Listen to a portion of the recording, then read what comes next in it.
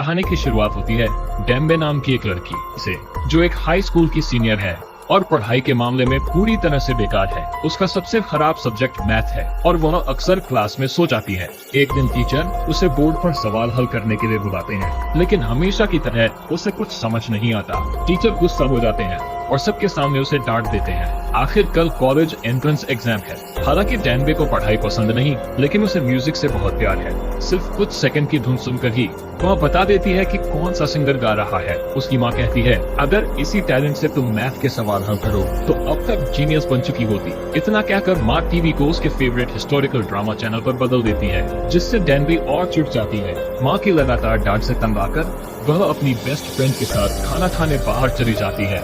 लेकिन हैरानी की बात ये होती है कि उसकी फ्रेंड भी उतनी ही टेंशन में होती है। उसे डर है कि अगर उसने कल का एग्जाम खराब कर दिया तो सब खत्म हो जाएगा। डेम्बे समझ नहीं पाती कि कैसे एक अकेला एग्जाम किसी इंसान की पूरी जिंदगी तय कर सकता है। फिर भी मन ही मन वह चाहती है कि काश वह कहीं गायब ही हो जाए। अगली सुबह डेम्बे लेट उठती है और जल्दी जल्दी घर से भागती है। उसकी माँ उसके बैग में ब्रेकफास्ट डालने की कोशिश करती है, लेकिन वहाँ पहले से ही ढेर सारे स्नैक्स भरे होते हैं। डेम्बे जल्दी से बताती है कि ये उसका सीक्रेट स्ट्रेस रिलीफ तरीका है। माँ किसी तरह ब्रेकफास्ट उसके बैग में ठूंसती है और बार बार कहती है, चलो कर लोगी, बस अपनी पूरी कोशिश करना। लेकिन सच कहें तो इससे डेम्बे की टेंशन और बढ़ जाती है। वह रास्ते में हर मिनट रिवीजन करती रहती है और आखिरकार टेस्ट सेंटर पहुंचती है। लेकिन मुसीबत यहाँ भी खत्म नहीं होती। वह अपनी छतरी बस में भूल आती है और अब उसे बारिश में दौड़कर जाना पड़ रहा है। जैसे ही वो स्कूल के गेट के पास पहुँचती है, उसे जोर की टेंशन घेर लेती है। उसके दिमाग में बस एक ही बात घूमती है, अगर मैं फेल हो गई तो। डर इतना बढ़ जाता है कि वो भागकर एक पास के पार्क में छुप जाती है। कुछ देर बाद उसकी फ्रेंड उसे मैसेज करती है कि वो एग्जाम में क्यों नहीं पहुंची। डेम्बे जवाब नहीं देती, वो बस चुपचाप दुआ करती है, प्लीज बस इस बार मुझे गायब कर दो। अचानक दूर से ढोल जैसी गहरी आवाज आती है। वो उस आवाज की तरफ चलती है और एक छोटे से गड्ढे के पास पहुंचकर सावधानी से अपना पैर उसमें डालती है और उसे लगता है कि ये गड्ढा तो नीचे तक ही नहीं है। अगले ही पल वो एक हैरान कर देने वाला नजारा देखती है। कुछ लोग पुराने जमाने वाले कपड़ों में एक बड़ी सी रस्म कर रहे होते।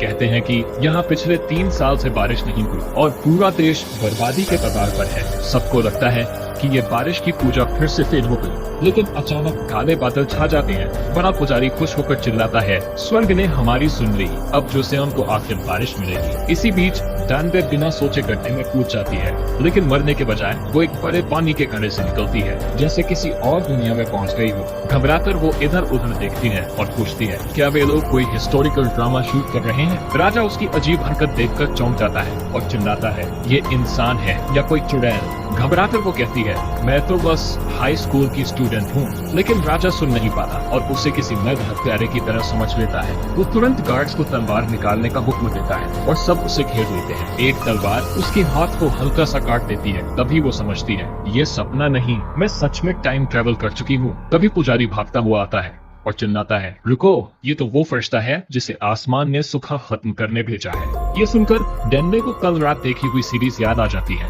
वो तुरंत हाथ ऊपर उठाकर चिल्लाती है, बारिश हो जाए। सब लोग घुटनों पर बैठकर उसकी बात दोहराने लगते हैं। लेकिन जब वो ऊपर देखते हैं, डेम्बे वहाँ से चुपचाप भागकर ड्रेसिंग रूम में छुप जाती है। वो जल्दी जल्दी खुद को मंत्री जैसा तैयार कर लेती है, लेकिन गलती से सुबह की राज्यसभा में पहुँच जाती है। राजा ऐलान करता है कि अब वो अंधविश्वास छोड़कर साइंस और मैथ से देश को बचाएगा। एक मंत्री तुरंत खड़ा हो जाता है। वो कहता है कि ये सब भगवान का अपमान है और इससे देश बर्बाद हो जाएगा। उसका कहना है कि सूखा सिर्फ तब खत्म होगा जब राजा और रानी अपना रिश्ता पूरा करेंगे। असल में वो मंत्री रानी का बाप है और अंदर ही अंदर सबका हथियाना चाहता है। सबका ध्यान हटते ही डेम्बे चुपचाप बाहर निकलकर अपना फोन ढूंढने जाती है, लेकिन फिर पकड़ी जाती है। राजा के आने का इंतजार करते हुए वो सोचती है कि शायद अगर बारिश हो जाए तो वो वापस अपनी दुनिया लौट पाएगी। लेकिन राजा कहता है कि यहाँ 3 साल से बारिश नहीं हुई। ये सुनकर वो दंग रह जाती है। कुछ ही देर में तलवार उसकी गर्दन पर रख दी जाती है। राजा उसके अजीब कपड़े देखकर कहता है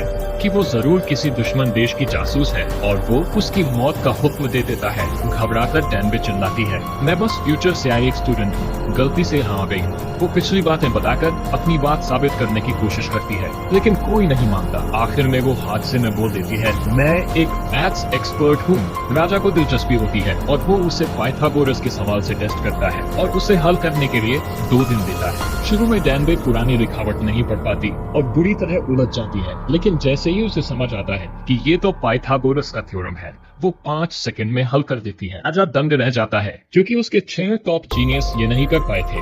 वो वादा करता है कि अगर डैम्बे उसे मैथ सिखाएगी तो वो उसे जाने देगा, वो साथ में उसे सोने की एक ईंट भी देगा। डैम्बे दंग रह जाती है। 2 घंटे पहले तक वो क्लास में सबसे कमजोर थी और अब जोसेफ में सबसे तेज दिमाग वाली बन गई। सच में ज्ञान किस्मत बदल देता है। उस दिन से डैम्बे राजा के निजी नौकर की तरह भेस बदलकर उसे मैथ सिखाने लगती है। उसे हैरानी होती है कि राजा को तो 1, 2, 3 जैसे नंबर भी नहीं आते, तो वो सबसे बेसिक से शुरू करती है, नंबर, जोड़, घटाना, फिर आगे चलकर गुणा। राजा बाग में टहलते हुए भी और मीटिंग के बीच भी मैथ पढ़ता रहता है। लेकिन डैम्बे की जिंदगी आसान नहीं होती। वो हमेशा नींद से परेशान रहती है। सुबह जल्दी उठकर पढ़ाना पड़ता है और खाना भी ठीक से नहीं मिल पाता। कुछ दिनों बाद दोनों की मैथ की प्रैक्टिस का बड़ा मुकाबला होता है। म्यूजिक तेज होता है और माहौल बहुत टेंशन भरा। राजा गलत जवाब देता है और डैम्बे तुरंत उसकी पेशानी पर चपत मार देती है। नौकर दौड़कर अंदर आते हैं और उसे मारने की तैयारी कर लेते हैं, लेकिन राजा उन्हें रोक देता है। अब उसकी कंपटीशन वाली भावना पूरी तरह जाग उठती है। अगले राउंड में वो डैम्बे की गलती पकड़ लेता है और मजाक में कहता है कि वो उसका हाथ काट देगा। तभी रानी अंदर आती है। दोनों जल्दी सारे मैथ के पेपर छुपा देते हैं और ऐसे दिखाते हैं जैसे वे म्यूजिक की प्रैक्टिस कर रहे हैं। दोपहर के खाने में राजा नोटिस करता है कि डैम्बे बहुत भूखी है, तो वह उसे अपने साथ खाना खाने के लिए बुलाता है। लेकिन महल का खाना उसे बिल्कुल फीका लगता है, इसलिए वह राजा को किचन में ले जाती है और अपने बैग में रखी चीजों से स्पाइसी राइस केक बना देती है। शुरू में राजा इस नॉर्मल लोगों के खाने को कम समझता है, लेकिन बस एक बाइट लेते ही उसकी आंखें हैरानी से खुली की खुली रह जाती हैं। डैम्बे को डर होता है कि वो इतनी स्पाइस झेल नहीं पाएगा, तो वह उसे पानी देती है। लेकिन राजा अकड़ते हुए कहता है कि ये तीखा नहीं है, बस गर्म है। पर अगले दिन उसका पेट बुरी तरह खराब हो जाता है और वह सोचता है कि डैम्बे ने उस पर कोई जादू टोना कर दिया है। डैम्बे प्यार से समझाती है कि ये जादू नहीं, बस इंडिजेशन है। उसके कंफ्यूज शक्ल देखकर वह उसे बताने लगती है कि आंतें क्या होती हैं, पेट क्या करता है और दिल कैसे काम करता है। वह राजा से कहती है कि अपना हाथ सीने पर रखकर दिल की धड़कन महसूस करो, लेकिन राजा सिर हिलाकर कहता है कि उसे कुछ महसूस नहीं हो रहा। मुस्कुराते हुए डैम्बे कहती है, जब तुम्हें किसी से प्यार होगा तब तुम्हें अपनी धड़कन महसूस होगी। उसके इतने ज्ञान से राजा बहुत खुश हो जाता है और उसकी तारीफ करता है कि वह उसकी सोच से भी ज्यादा काम की है। फिर वह डैम्बे को अस्पताल ले जाता है और कहता है कि वह वैद्यों को शरीर के अंदर की बातें और कैसे शरीर चलता है ये सब समझाए। इतना ही नहीं, वह उससे खेती के बारे में भी सीखता है। डैम्बे की मदद से जोसेफ में दवाई और खेती दोनों में धीरे धीरे सुधार आने लगता है। राजा बहुत खुश होता है और सबको इनाम में एक कीमती संतरा देता है। वह आसानी से एक संतरा उठाकर डैम्बे को दे देता है, लेकिन उसकी हैरानी की हद नहीं रहती जब डैम्बे उसे वहीं उसी समय खा जाती है। राजा गुस्से में उसे डांटता है कि उसने उसके तोहफे की कद्र नहीं की। इतना कीमती फल कम से कम 3 दिन तो रखना चाहिए। डैम्बे हंसते हुए कहती है, ये बस एक संतरा है, इतना सीरियस क्यों हो रहे हो। सजा में राजा उसे मैदान में ले जाता है और उसे लगातार गेंद उठाने को कहता है। डैम्बे बड़बड़ाती है, रात में सोकर ये क्या है। राजा गुस्से में कहता है, वो कीमती संतरा, तुमने मुझे एक बाइट भी नहीं लेने दिया। डैम्बे उसे चिढ़ाते हुए कहती है कि वह कितना कंजूस है, फिर जीभ निकालकर उसे चिढ़ाती है और दोनों ऐसे हंसी मजाक करते हैं। पहली बार राजा को सच में हल्का और खुश महसूस होता है। उस रात राजा उसे घर छोड़ने का ऑफर देता है, फिर खुद अपने कमरे में जाकर अच्छे से तैयार होता है। इधर डैम्बे संतरे पर अपनी खुश चेहरे की ड्राइंग बना देती है। उसी समय राजा का दिल जोर जोर से धड़कने लगता है। उसे डैम्बे की बात याद आती है और उसकी गलतफहमी हो जाती है कि शायद उसे डैम्बे से प्यार हो गया है। इसलिए उससे मिलने की जगह वह एक सिंगर को भेज देता है कि वह डैम्बे को घर छोड़ आए। अगले दिन रानी राजा का प्यार जीतने के लिए अपनी नौकरानी को कहती है कि खाने में चुपके से प्यार का जादुई पाउडर मिला दे। लेकिन राजा को पिछली रात डैम्बे को इंतजार कराने का बहुत पछतावा होता है, तो वह अपना पूरा खाना उसे दे देता है। फिर भी डैम्बे का मूड खराब ही रहता है। असल में राजा पिछली रात दूर से उसे देख रहा था और समझ नहीं पा रहा था कि अपनी फीलिंग्स का क्या करे। उसी रात सब कुछ सेट समझकर रानी राजा के कमरे में आती है और अपने कपड़े उतार देती है, लेकिन राजा मना कर देता है और उल्टा रानी की मदद करता है कि वह अपने कपड़े वापस पहन ले। तभी अचानक नशे जैसी हालत में डैम्बे बाहर निकलती है और गिरते हुए सीधे राजा की बाहों में आ जाती है। ये देखकर रानी को लगता है कि राजा लड़कियों में रुचि नहीं रखता और वह गुस्से में वहाँ से चली जाती है। कुछ ही देर बाद पाउडर का असर शुरू हो जाता है और डैनबे खुलेआम राजा को अपने दिल की बात बता देती है। राजा अब अपनी भावनाएं छुपा नहीं पाता और धीरे धीरे उसे किस करने के लिए झुकता है, लेकिन आखिरी पल में रुक जाता है और कहता है, मैं पागल हो गया हूँ क्या।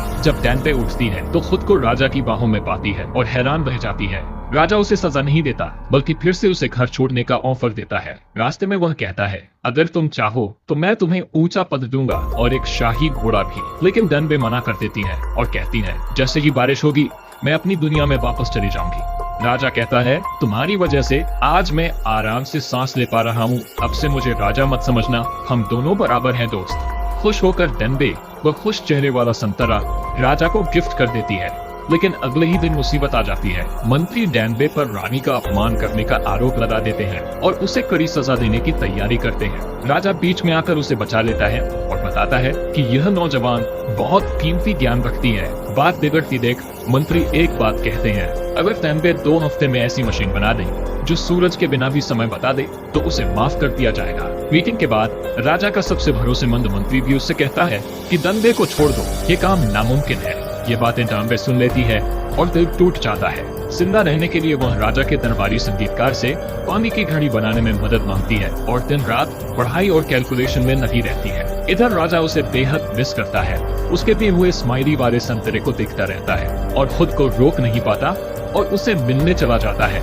एक फ्लैशबैक दिखाता है कि राजा ने मंत्री से कहा था, मुझे भरोसा है कि डैनबे ये कर सकती है। कुछ देर बाद डैनबे उठती है और अपनी किताब पर एक स्माइली बनी देखती है। उसे पता चल जाता है कि यह राजा उसे हौसला देने आया था। वह फिर से हिम्मत जुटाती है और अपनी रिसर्च जारी रखती है। आखिरकार वह सारी कैलकुलेशन पूरी कर लेती है, लेकिन अचानक आसमान से तेज बारिश होने लगती है। डैनबे दरवाजे के सामने बने पानी के गड्ढे को धीरे धीरे छूकर चेक करती है और सच में वो रास्ता वापस मॉडर्न दुनिया तक जाता था। लेकिन खुशी की जगह उसे जाने का मन नहीं कर रहा था। उधर राजा को उसकी बात याद आती है। सारी शाही मर्यादा छोड़कर वो बारिश में दौड़ते हुए उसके पास पहुंचता है, पर वहां वो पानी वाली घड़ी के सामने खड़ी रो रही होती है। जानते हैं कि उसकी बनाई हुई मशीन काम नहीं कर पाई। राजा उसका हाथ पकड़कर अपने दिल पर रखता है और कहता है, मैंने तुम्हें भूलने की बहुत कोशिश की लेकिन मैं नाकाम रहा। फिर वो उसे अपनी बाहों में खींच लेता है, शुक्रगुजार कि वो अभी तक गई नहीं थी।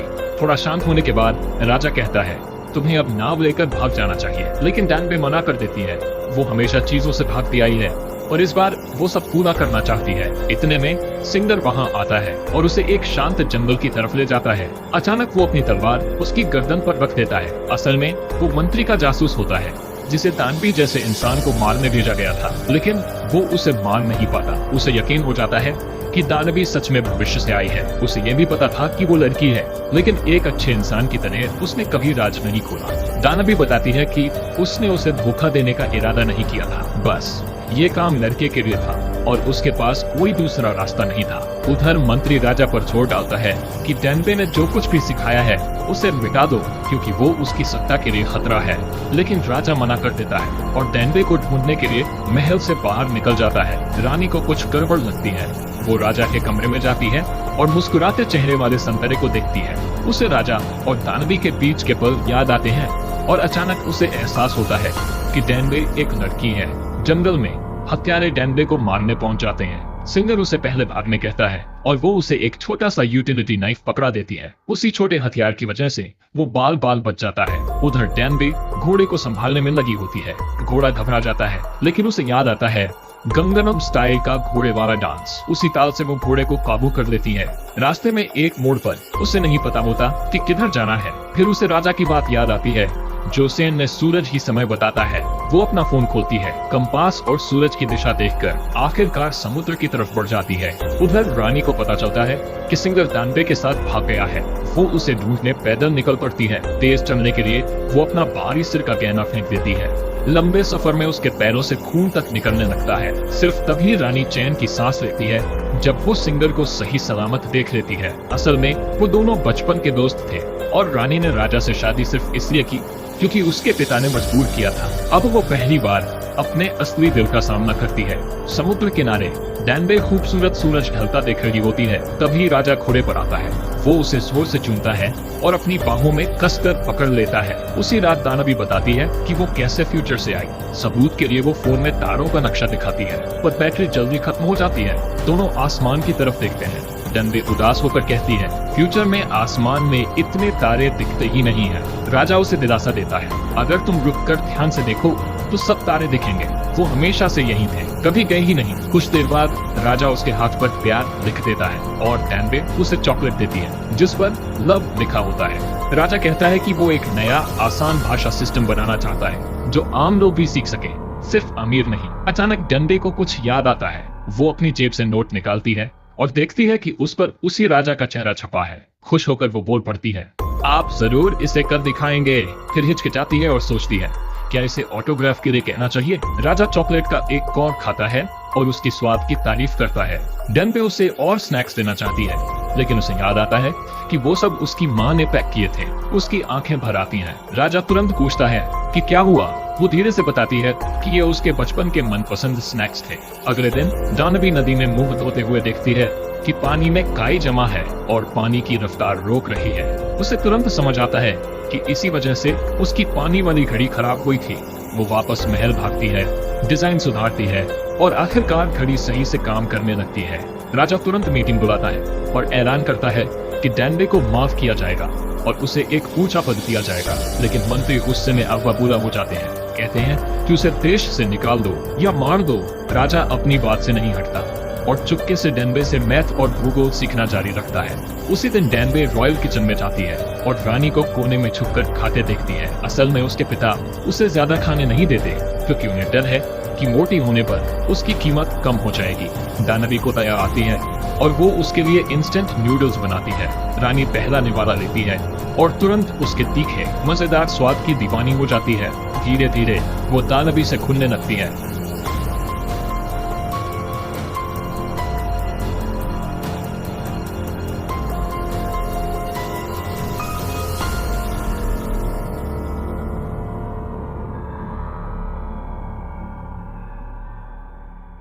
और अपना डिजाइन स्केच भी दिखाती है। वह मानती है कि वह इसे तारे जैसी रोशनी वाले रंगों से भरना चाहती है, पर उसे समझ नहीं आ रहा कि कैसे करे। तभी डैनबे के दिमाग में एक जबरदस्त आइडिया आता है। वह ड्राइंग में थोड़ा बदलाव करती है और उसे रात के आसमान की तरफ उठाकर दिखाती है। अगले ही पल एक चमचमाती तारों वाली ड्रेस बनकर उभर आती है। रानी उस यूनिक डिजाइन से खुश हो जाती है। वह तो रानी डैगर से कहती है कि डैनबे को इनाम दिया जाए। इधर डैनबे पिछले समय में अपना पहला नहाना करती है और फिर खूबसूरत कपड़े पहन लेती है। वह पूरी तरह कंफ्यूज है। उसे कुछ समझ नहीं आ रहा कि क्या हो रहा है। तभी एक दासी उसे बताती है कि आज रात उसे राजा के साथ रहना होगा। पता चलता है कि रानी डगर ने उसे आधिकारिक रूप से उपपत्नी बना दिया है। घबराकर डैनबे वहां से भाग जाती है और एक साइड वाले हॉल में छिप जाती है, लेकिन राजा उसे जल्द ही ढूंढ लेता है। वह उसका हाथ पकड़कर उसे अपने कमरे में ले आता है। डैनबे खुद को छुड़ाने की कोशिश करती है और रोते हुए कहती है, आपने कहा था हम सिर्फ दोस्त हैं और मैं सिर्फ 19 साल की हूँ। राजा मजाक में कहता है, अगर तुम 19 की हो तो तुम्हारे 3 बच्चे तो हो जाने चाहिए थे। फिर वह उसे अपनी बाहों में खींचकर धीरे से कहता है, मुझे शुरू से पता था कि तुम लड़की हो। असल में जिस दिन वह उसे घर लाया था तभी उसने एक लड़के को उसे नूना कहते हुए सुन लिया था। उसने पहले इसलिए नहीं बताया क्योंकि वह उसके करीब आना चाहता था। डैनबे अब भी दूर रहती है तो राजा उसे धीरे से समझाता है, डरो मत, मैं तुम्हें कुछ नहीं करूंगा। मेरी माँ जिद्दी है, इसीलिए यहाँ छिपना तुम्हारे लिए सबसे सुरक्षित है। जाते जाते राजा उसकी तारीफ किए बिना नहीं रह पाता। आज तुम सच में बहुत सुंदर लग रही हो। उस रात दोनों सो नहीं पाते। अंधेरे में राजा धीरे से कहता है, अगली बार जब बारिश हो तो मत जाना। वह मानता है कि पहले वह डैनबे की मदद से अपना राज चलाना चाहता था और अपने सपने पूरे करना चाहता था, लेकिन अब उसे इनमें से कुछ नहीं चाहिए। उसे बस इतना चाहिए कि डैनबे उसके पास रहे। डैनबे अंदर से टूट रही है। उसे समझ नहीं आता कि उसे क्या करना चाहिए। अगले दिन सिंगर उससे पूछता है, क्या तुम सच में वापस जाना चाहती हो? वह मानती है कि उसे डर है कहीं वह खुद को गलत दिशा में न ले जाए, लेकिन उसे अपनी माँ और अपनी दोस्त की बहुत याद भी आती है। उसे खुद भी पता नहीं चलता कि उसका दिल क्या चाहता है। वह कोने में बैठी रहती है, पूरी तरह खोई हुई। थोड़ी देर बाद रानी आती है और बताती है कि कोई उससे मिलने आया है। वह और कोई नहीं, खुद क्वीन डैगर होती है। डैनबे उसे देखते ही रोने लगती है। क्योंकि क्वीन डागर बिल्कुल उसकी असली माँ जैसी दिखती है। क्वीन डागर उसका हाथ पकड़कर उसे प्यार से संभालती है। उस रात डानबे राजा की नई मशीन देखने जाती है, जिसे बनाने में उसकी भी मदद थी। यह तारीख और महीनों को बिल्कुल सही रिकॉर्ड कर सकती है। फिर राजा उसे अपने स्टडी रूम में ले जाता है और एक नई खोज दिखाता है, 28 वर्ड वाला नया लिखने का तरीका, जिससे पढ़ना लिखना आसान हो जाए। वह कहता है कि चाहे कोई भी हो, चाहे किसी भी जगह से हो, हर कोई इसे सीख सकता है।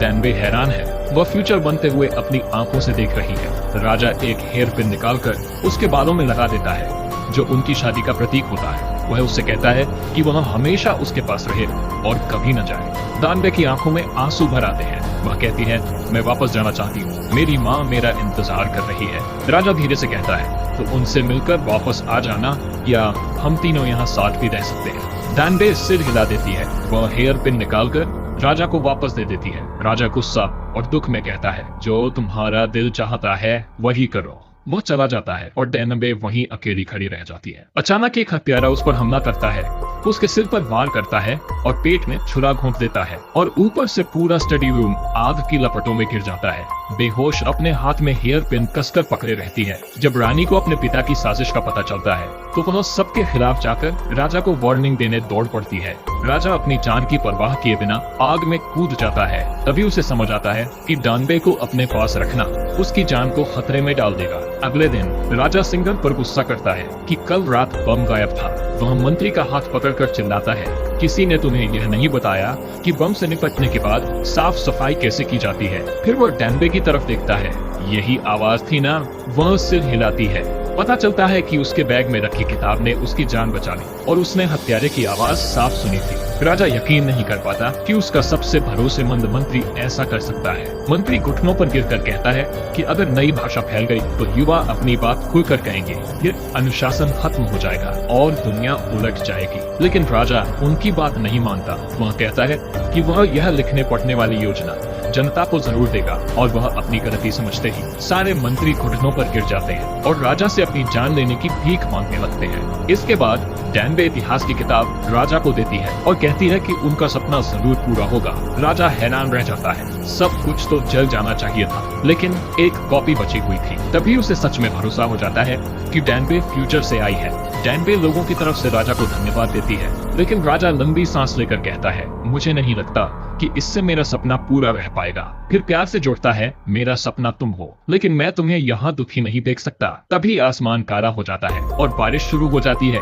दोनों जान जाते हैं कि अब अलविदा कहने का समय आ गया है। डानबे वापस अपने लोगों के पास जाती है और सबको अलविदा कहती है। फिर राजा उसे खुद आखिरी छोर तक छोड़ने जाता है, तब तक जब तक वे समुद्र तक नहीं पहुँच जाते। वहाँ वे अपनी आखिरी खूबसूरत याद बनाते हैं। राजा उसे अपनी बाहों में खींचकर प्यार से किस करता है। आखिर में वह उसे छोड़ देता है और मन ही मन वादा करता है, चाहे जितना समय बीत जाए वह उसे फिर ढूंढ लेगा। कुछ पल बाद डनबी पार्क की एक छोटी सी पानी की जगह से बाहर आती है। अपनी दुनिया में वापस आकर वह देखती है कि सिर्फ कुछ सेकंड ही बीते हैं। वह दौड़कर एग्जाम हॉल पहुंचती है, जहां टीचर अभी भी इंतजार कर रही होती है। कॉलेज एंट्रेंस एग्जाम अभी अभी शुरू हुआ था। हिस्ट्री के टेस्ट का पहला सवाल था, किंग साजोन की खोजों में किसने मदद की। जवाब वही नाम था जो राजा ने उसे दिया था, चांग यूंग से। उसे समझ आता है कि जो कुछ उसने देखा था वह सपना नहीं था, वह सच में हिस्ट्री का हिस्सा था। घर पहुंचकर डानबे अपनी माँ को कसकर गले लगा लेती है। इस सफर ने उसे सिखा दिया कि अपने आसपास के लोगों और अपनी जिंदगी की कद्र कैसे करनी चाहिए। फिर भी हर बार जब वह किसी पानी की छोटी सी जगह को देखती है, उसे वही राजा याद आ जाता है। एक दिन जब वह बस से उतरती है, अचानक तेज बारिश शुरू हो जाती है। तभी उसके सिर पर एक छतरी आ जाती है। छतरी पकड़ने वाला आदमी बिल्कुल उसी राजा जैसा दिखता है। वह मुस्कुराते हुए कहता है, हम पहले भी मिले हैं, बहुत पहले। और पता चलता है कि एग्जाम वाले दिन ही वो डानबे को पहली नजर में पसंद करने लगा था और उसी ने वह छतरी उठाई थी जो डानबे गलती से छोड़ गई थी। यही से उनकी कहानी फिर से शुरू होती है, इस बार अलग दुनिया में। इसी एंडिंग के साथ ये मूवी खत्म हो जाती है।